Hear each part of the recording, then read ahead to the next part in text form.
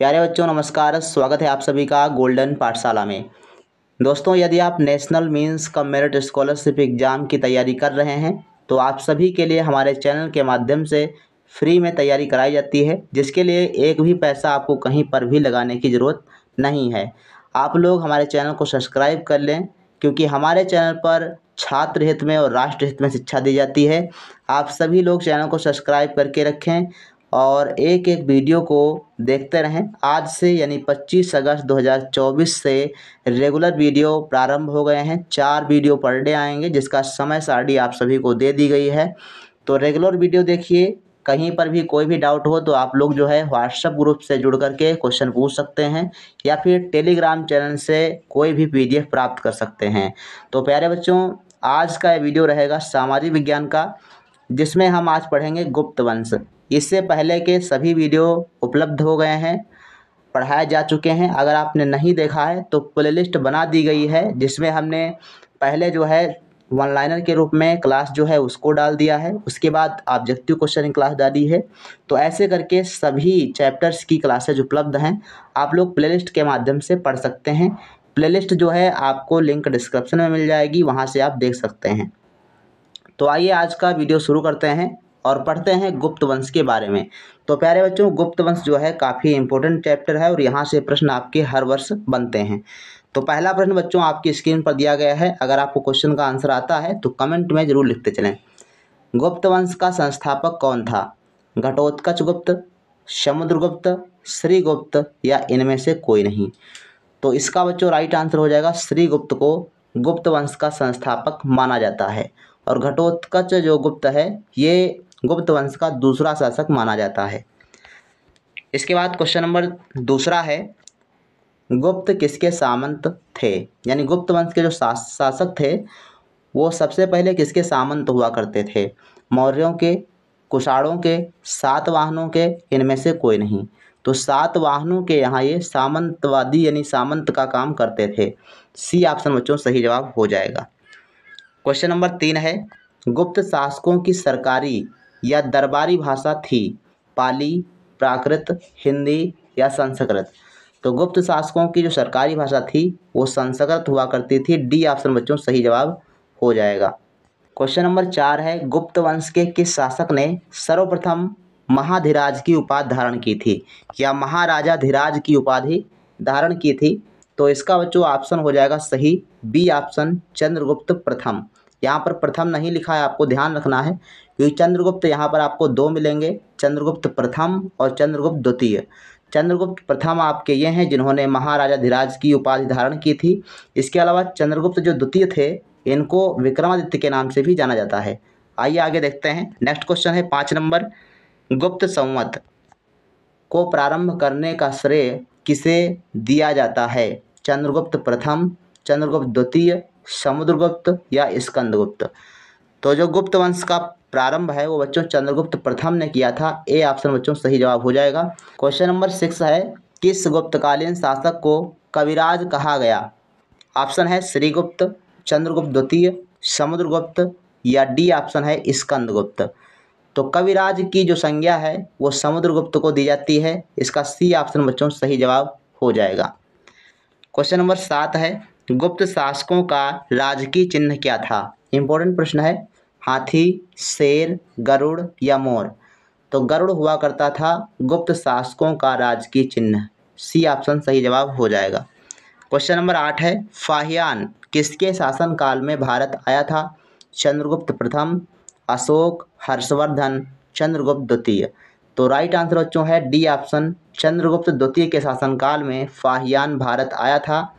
और फाहियान ने जो है फो क्योंकि नामक ग्रंथ की रचना की थी, जो कि एक जो है यात्रा वृतांत था और यह एक चीनी यात्री था। ध्यान रखेंगे इसको। क्वेश्चन नंबर 9 है, भारतीय संस्कृति का स्वर्ण युग था? मौर्य काल, राजपूत काल, चोल काल या गुप्त काल? तो डी ऑप्शन बच्चों सही है, गुप्त काल को भारतीय संस्कृति का स्वर्ण युग कहा जाता है। 10 नंबर प्रश्न है, भारत का नेपोलियन किसे कहा जाता है? तो बहुत ही इंपॉर्टेंट क्वेश्चन है, समुद्रगुप्त को कहा जाता है भारत का नेपोलियन। डी ऑप्शन बच्चों सही जवाब हो जाएगा। क्वेश्चन नंबर 11 है, अभिज्ञान शाकुंतलम की रचना किसने की थी?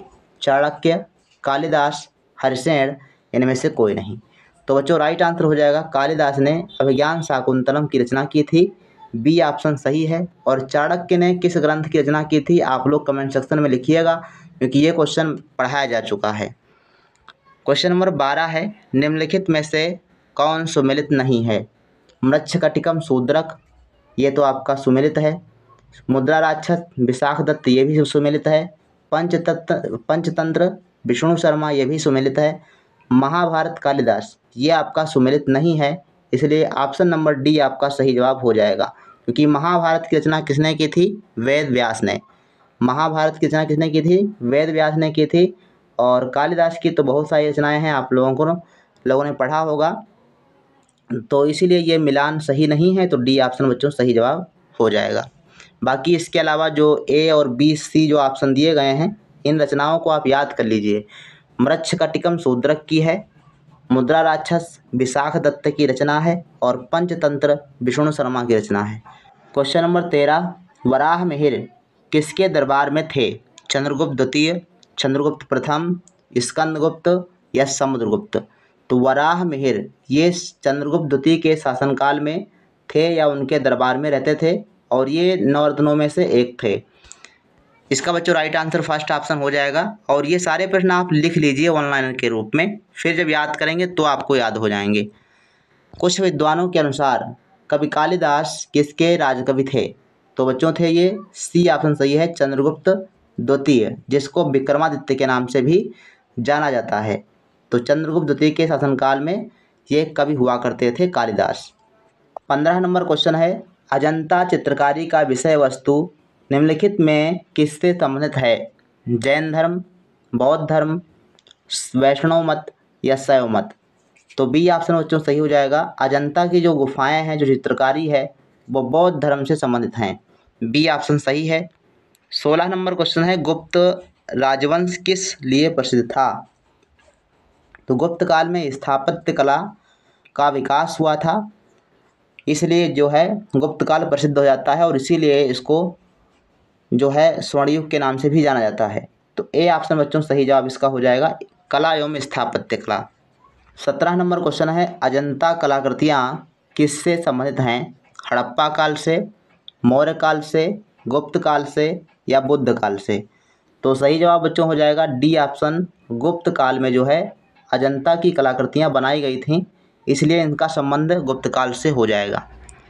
क्वेश्चन नंबर 18 है, प्रयाग प्रशस्ति अभिलेख का लेखन हरिसेन किस शासक का दरबारी कवि था? यानी हरिसेन जो है किस राजा के वहाँ दरबारी कवि था?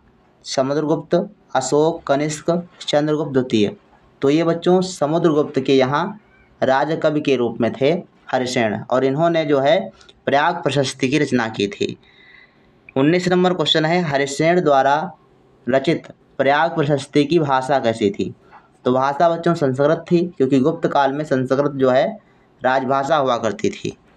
क्वेश्चन नंबर 20 है, चंद्रगुप्त द्वितीय के काल में विद्या, कला व साहित्य का महान केंद्र कौन सा था? तो उज्जैन हुआ करता था उस समय। सी ऑप्शन बच्चों सही जवाब हो जाएगा, उज्जैन। 21 नंबर क्वेश्चन है, बाल विवाह की प्रथा प्रारंभ हुई थी मौर्य काल में, कुषाण काल में, गुप्त काल में या हर्षवर्धन काल में? तो सी ऑप्शन सही है बच्चों, गुप्त काल में जो है बाल विवाह की प्रथा प्रारंभ हुई थी।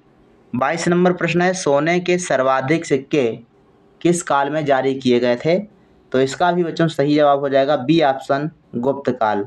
तो इन सभी फैक्ट को आप जो है वन लाइनर के रूप में लिख लीजिए, ताकि जब परीक्षा आए तो आप आसानी से उसको याद कर सकें। नालंदा विश्वविद्यालय की स्थापना का युग है, तो गुप्त युग में जो है नालंदा विश्वविद्यालय की स्थापना हुई थी। क्वेश्चन नंबर 24 है, गुप्त युग में भू राजस्व की दर क्या थी? यानी कितना जो है कितने % हिस्सा राजस्व को देना होता था? तो उपज का चौथा भाग, उपज का छठा भाग, उपज का 8वां भाग या उपज का आधा? तो उपज का छठा भाग जो है राजस्व के रूप में देना पड़ता था, टैक्स के रूप में देना पड़ता था।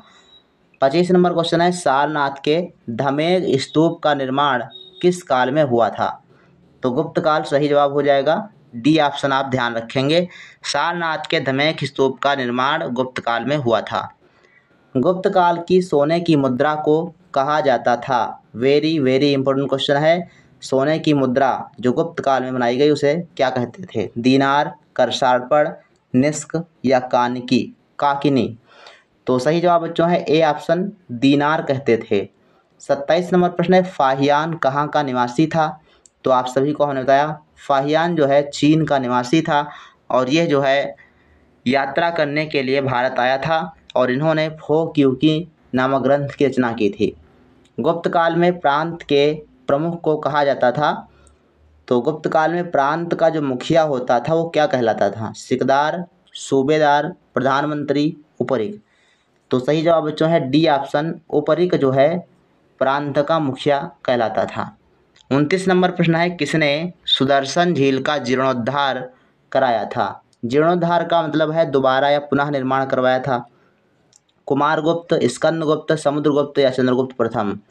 तो स्कंदगुप्त ने जो है इसका निर्माण करवाया था, मतलब जीर्णोद्धार कराया था, दोबारा निर्माण करवाया था। क्वेश्चन नंबर 30 है, किसके शासनकाल में गुप्त साम्राज्य पर हुणों ने आक्रमण किया था? और ये प्रश्न आपके परीक्षा में बन चुका है, तो इसको आप ध्यान रखेंगे। हुणों ने आक्रमण किया था स्कंदगुप्त के राज्य में, तो बी ऑप्शन बच्चों सही जवाब हो जाएगा। तो ये बच्चों रहे 30 प्रश्न जो गुप्तकालीन सभ्यता से संबंधित थे, गुप्त वंश से संबंधित थे। काफ़ी इंपॉर्टेंट बच्चों चैप्टर है, इसको आप ज़रूर पढ़ें और इसमें जो भी प्रश्न आपको नहीं आते हैं उसको वन लाइनर के रूप में लिख लें। इसके बाद रीजनिंग की क्लास आपकी 7:30 बजे होगी, तो आप लोग ज़रूर जुड़िएगा। मिलते हैं फिर नेक्स्ट वीडियो में, तब तक के लिए धन्यवाद। जय हिंद, वंदे मातरम।